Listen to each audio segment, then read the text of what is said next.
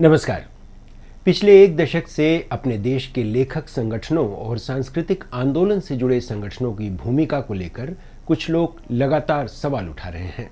खासकर प्रगतिशील लेखक संघ और जन संस्कृति मंच से जुड़े कई वरिष्ठ लोगों ने ये सवाल उठाया है कि आखिर आज के दौर में इन संगठनों की ज़रूरत क्या है।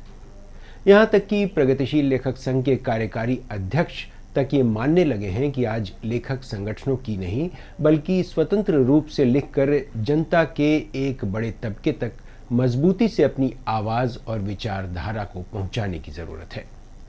बदलते वक्त के साथ इन संगठनों को भी बदलना होगा, नहीं तो इनकी प्रासंगिकता पर सवाल उठते रहेंगे।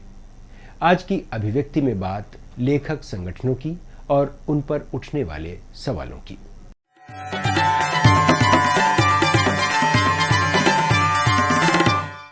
एक दौर था जब लेखक संगठन जन आंदोलनों का चेहरा हुआ करते थे।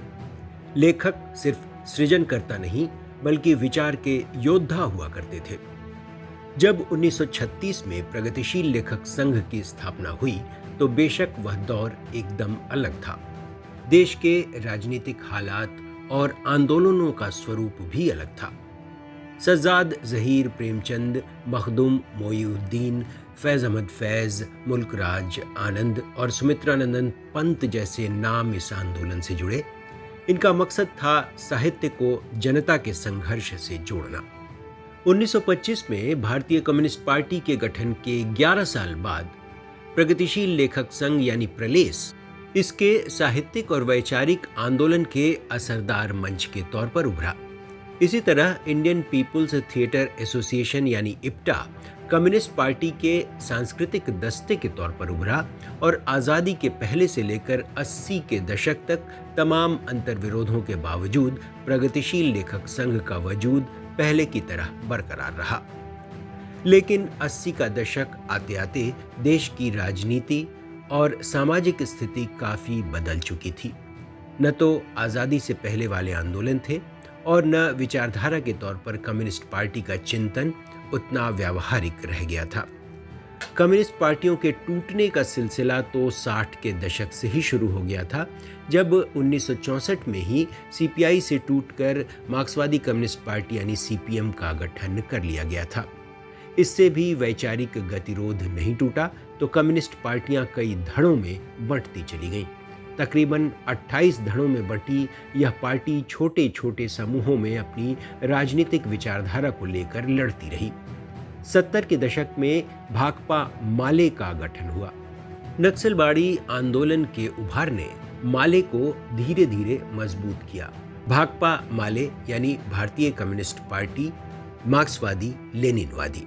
चारू मजूमदार, विनोद मिश्र, सत्यनारायण सिंह सरीखे नेताओं ने इसकी कमान संभाली और असंगठित तौर पर इनका साहित्य लोगों तक पहुंचता रहा। फिर 1982 में सीपीएम को भी लगा कि उनका लेखक संगठन होना चाहिए और तब बना जनवादी लेखक संघ। वहीं मार्क्सवादी लेनिनवादी विचारों को आगे लेकर चलने वाले माले से जुड़े तमाम सांस्कृतिक संगठनों ने मिलकर 1985 के अक्टूबर में जन संस्कृति मंच बनाया, जिसके संस्थापकों में गोरख पांडे और गुरुशरण सिंह जैसे कवि नाटककार रहे। त्रिलोचन शास्त्री जैसे जाने माने कवि भी रहे।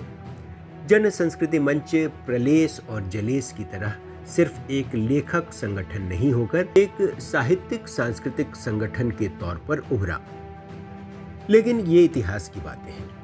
इन संगठनों की भूमिका पर सवाल पिछले कुछ सालों से उठने लगे हैं और इन संगठनों से जुड़े लोग ही इनके अस्तित्व पर सवाल उठाते रहे हैं। जैसे जैसे अवाम आंदोलन कमजोर पड़ा और कम्युनिस्ट पार्टियों का जनाधार लगातार घटा, उनके कैडर में निराशा, हताशा भरने के साथ ही अपने ही संगठन को लेकर विद्रोह की स्थिति नजर आने लगी। वैचारिक प्रतिबद्धता को अवसरवादी सियासत ने तोड़ कर रख दिया। कॉरपोरेट के तामझाम में इन संगठनों से जुड़े तमाम लेखक, संस्कृतिकर्मी फंसते चले गए और अपने मूल मकसद से हटकर व्यक्तिवादी अवसरवाद के चक्रव्यूह में उलझते चले गए। 80 और 90 के दशक तक इन संगठनों ने साहित्य को आंदोलन से जोड़ा और अन्याय, शोषण, असमानता, सांप्रदायिकता और फांसीवाद के खिलाफ शब्दों को हथियार बनाया। लेकिन आज ये सवाल तेजी से उठ रहा है कि क्या ये संगठन अब अप्रासंगिक हो चुके हैं? मुझे नहीं लगता कि अब कोई बहुत भूमिका बची है प्रगतिशील लेखक संघ की। प्रगतिशील लेखक संघ का ये आपने सही कहा कि एक बड़ा सुनहरा इतिहास था, और वो था जब संघर्ष का दौर था, है ना, और त्याग एक महत्वपूर्ण मूल्य था।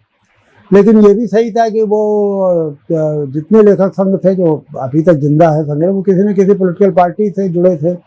सीपीआई का एक था, सीपीएम का, सीपीआई-एमएल का एक, बाकी किसी और पॉलिटिकल पार्टी का जैसे जनसंघी क्या बनाएंगे, कौन सा लेखक संघ बनाएंगे? कोई मुख्यधारा का लेखक उनको मिलेगा नहीं। कांग्रेसी कैसे, कांग्रेस तो लेफ्ट वालों को कॉप्ट कर लेती थी, जो लेफ्ट का होता था वो भी उन्हीं का हो जाता था। तो अब उन कम्युनिस्ट पार्टियों की हैसियत खत्म हो गई सोवियत रूस के पतन के बाद, और चीन जिस तरह से चीन ने अपनी पूरी राजनीतिक लाइन बदली, तो उनकी खत्म हो गई। तो मुझे नहीं लगता कि लेखक संगठनों की सच कोई बहुत वो भूमिका बची है, या कोई कलेक्टिव ये प्रेशर डाल सकते हैं। इंडिविजुअल लेखक अब महत्वपूर्ण हो गया है। अगर आप देखिए, आखिर हमारे समाज में इतना सब कुछ होने के बाद भी अभी तक आपको एक भी लेखक ऐसा नहीं मिलेगा जो हिंसा के पक्ष में लिखता हो, या हिंसा के पक्ष में लिख करके वो बड़े लेखकों में उसका शुमार होता हो। तो लेखक संगठनों की तो मुझे नहीं लगता कोई भूमिका। बावजूद से देखिए, मैं तो उनका प्रगतिशील लेखक संघ का कार्यकारी अध्यक्ष हूँ, उसके बाद भी मैं कह रहा हूँ कि वो कहीं कोई, अब तो सिवाय अब हमारा संगठन भी यही करता है और दूसरे संगठन भी, जनवादी भी यही करते हैं, जनसंसदीय मंच भी यही करता है। कोई घटना हो जाती है तो एक व्हाट्सएप पर एक स्टेटमेंट जारी हो जाता है।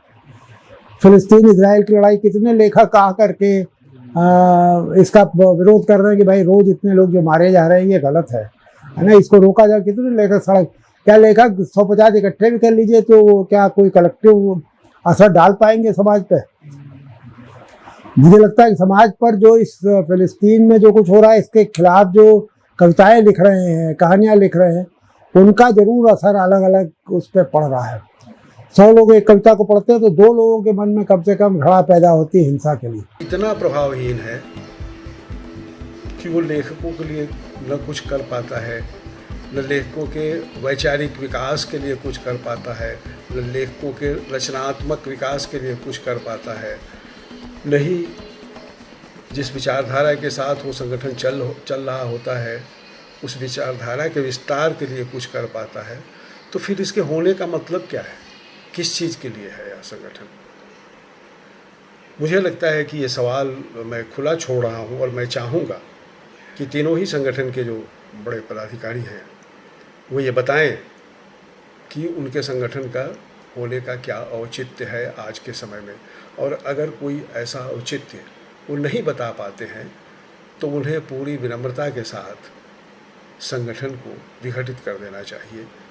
इन संगठनों की प्रासंगिकता को लेकर आत्मचिंतन की ये प्रक्रिया लगातार तेज हुई है, और खासकर मोदी सरकार आने के बाद जिस तरह लेखकों, संस्कृति कर्मियों में निराशा और हताशा का जो भाव भरा है और उन्हें हर तरफ अंधेरा दिखता है, ऐसे में उनके पास प्रतिरोध के नाम पर हस्ताक्षर अभियान चलाने के अलावा या फिर एकाध छोटी मोटी गोष्ठियां कर देने से ज्यादा और कोई दूसरा विकल्प नजर नहीं आता। बेशक इसके पीछे लेखक संगठनों के भीतर बढ़ते वैचारिक ध्रुवीकरण हो, या फिर वाम बनाम अतिवाम, राजनीतिक बनाम स्वतंत्र लेखक जैसे मुद्दे हों। आज प्रतिरोध का साहित्य अखबारों या पत्रिकाओं से नहीं बल्कि सोशल मीडिया, ब्लॉग और यूट्यूब से आकार लेता है। लेखक अब किसी संगठन के सदस्य नहीं बल्कि स्वतंत्र आवाज के रूप में उभर रहे हैं।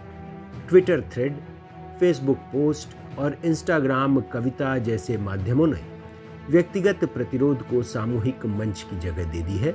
संगठन अब सोशल मीडिया बहसों में प्रतिक्रियात्मक भूमिका में है। युवा रचनाकारों को पुराने संगठनों की भाषा क्लासिक मगर क्लिष्ट लगती है। फिर भी इन संगठनों को पूरी तरह खत्म नहीं माना जा सकता।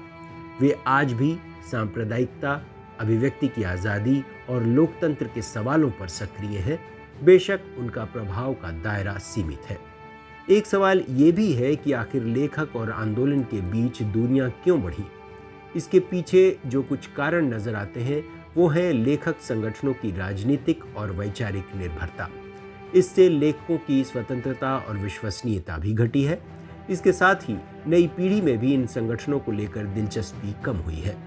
युवा लेखक अब किसी संगठन से नहीं बल्कि व्यक्तिगत पहचान और डिजिटल दर्शक वर्ग से जुड़ना पसंद करते हैं। इसके अलावा लेखन में संगठनात्मक विमर्श अब सांस्कृतिक से ज्यादा राजनीतिक हो गया है। कविता, कहानी और कला गौण होने लगी है। इसके अलावा आज का दौर इंस्टेंट यानी तात्कालिक अभिव्यक्ति का है, जबकि पारंपरिक लेखक संगठन अभी भी पुरानी विचारधारा की शैली में संवाद करते हैं। लेकिन ये समझने की जरूरत है कि अप्रासंगिक का अर्थ खत्म हो जाना नहीं है। ये संगठन अब भी इतिहास के गवाह हैं। उन्होंने वह दौर देखा जब एक कविता सत्ता को हिला सकती थी, परंतु आज के युग में उनकी भूमिका को नए ढांचे और नई भाषा में परिभाषित करने की जरूरत है। आज के लिए फिलहाल इतना ही। मिलते हैं अगली बार किसी नए मुद्दे के साथ। तब तक के लिए नमस्कार।